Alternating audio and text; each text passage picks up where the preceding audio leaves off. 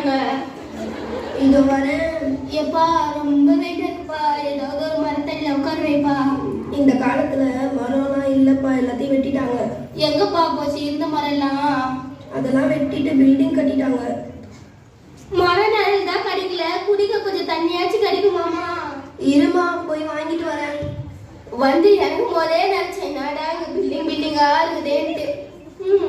அதோ அங்க தெரியுதே, அந்த மரத்தடியில போய் கொஞ்சம் உட்காரலாமா?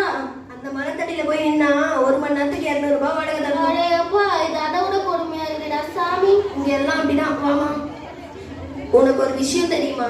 வருங்காலத்துல மரம் வச்சிருக்கோம் தான் பணக்காரன். அடேப்பா,